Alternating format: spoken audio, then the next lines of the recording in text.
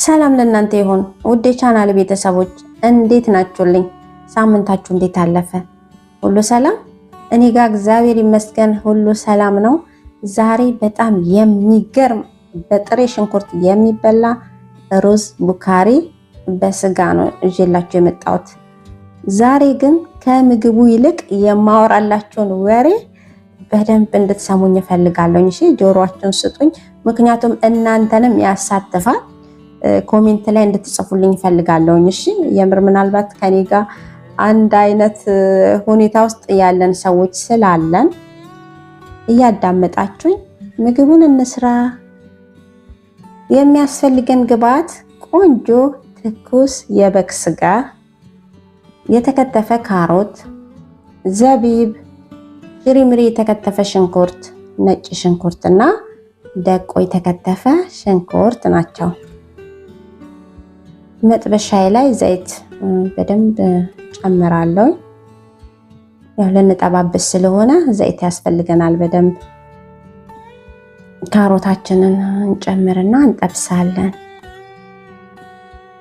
ሰብስክራይብ ያላረጋችሁ ልጆች ሰብስክራይብ አድርጉ፣ ላይክ፣ ሼር። በነገራችን ላይ 500 ሰው ሰብስክራይብ አድርጎኛል። በጣም ነው የማመሰግነው።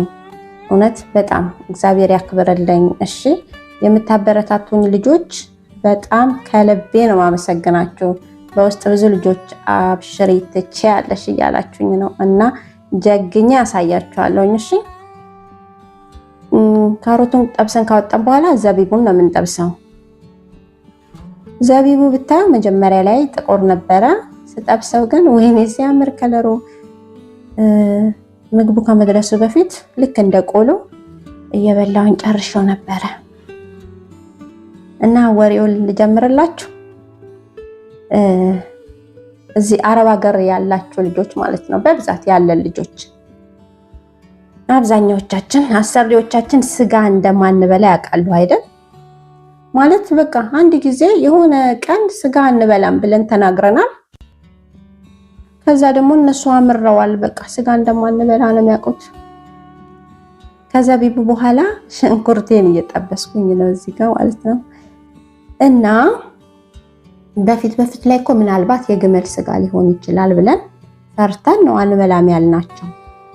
እና አሁን አንዳንዴ በግ ሲታረድ ቤት ውስጥ እሷ ስጋ ትበላም እየተባልኩኝ ማለት ነው። ሻራ አላለቅስም።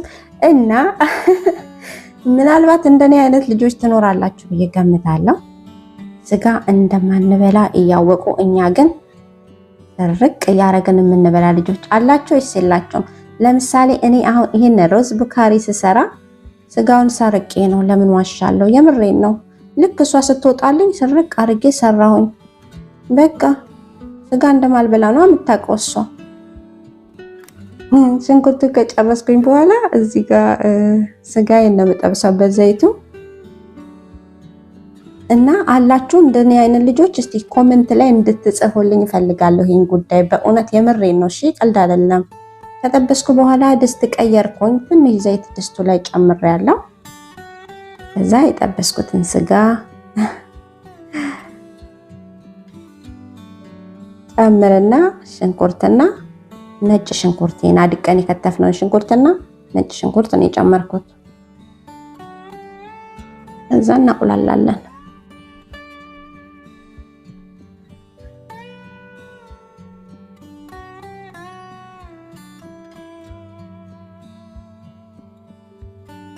ከዚህ በኋላ ቅመም ነው የምጨምረው። ቅመሙ ምን እንደሆነ ልንገራችሁ። ከሙን፣ የተፈጨ ከሙን፣ የድንብላል ፍሬ፣ እርድ፣ ፍልፍል አስዋድ ቁንደ በርበሬ ማለት ነው። እሺ በአረብኛ ነው ፍልፍል አስዋድ እና ከሙን ፍሬውን ማለት ነው የምንጨምረው። ከዛ ሳልሳን የጨመርኩት። ሩዝ ቡካሪ ሲሰራ የድንብላል ፍሬና ከሙን ፍሬው የግድ መግባት አለበት። ምክንያቱም ከሩዙ ጋር እሱን ስንበላ ነው በቃ ሩዝ ቡካሪ መሆኑን የምናውቀው ማለት ነው። ይሄ የተፈጨ ቲማቲም ነው። በነገራችን ላይ እኔ ብዙ ሩዝ የምበላ ሰው አይደለሁም፣ ግን ይሄንን ሩዝ ቡካሪ በስጋም ይሁን በዶሮ ቀን በቀን እውነቴን ነው የምነግራችሁ ብበላ አይሰለቸኝም። በቃ በጣም ነው ደስ የሚል የሆነ ልስልስ ያለ ሩዝ እንደ እንጀራ ነው ብታዩ ዝም ብሎ የሚገባው ማለት ነው። ይሄ ማጂ ነው። ከዛ ቅድም የጠበስነውን ካሮት፣ ትንሽ ዘቢብ፣ ቃሪያ፣ ሽንኩርት የተጠበሰውን እናደርግና እናቁላላለን ትንሽ።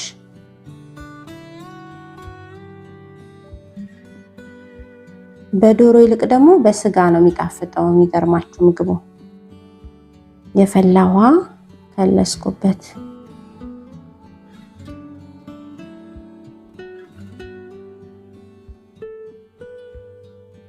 ጨው፣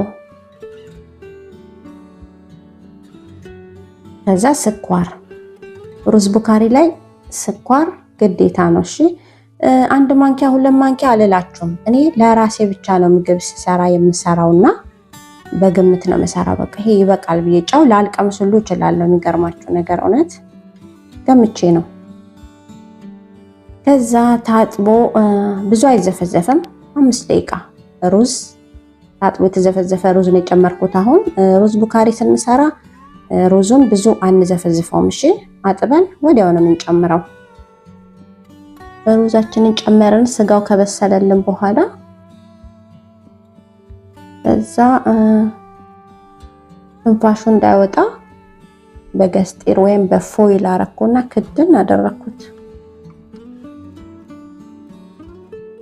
እና የሰራሁትን ምግብ ብዙ ማለት አልጨረስኩትም ነበረ። አሁን ክፍል ያምጥቼ ደብቄዋለሁ። ምክንያቱም አንቺ ስጋ ትበያለሽ እንዴ እንዳለባል ማለት ነው። አላሳዝንም?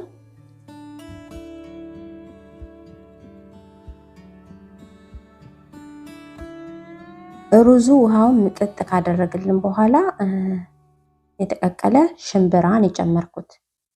ከዛ ቅድም ያስቀረነውን የተጠበሰውን ሽንኩርት፣ ቃሪያ፣ ዘቢብ እና ካሮት እንጨምራለን።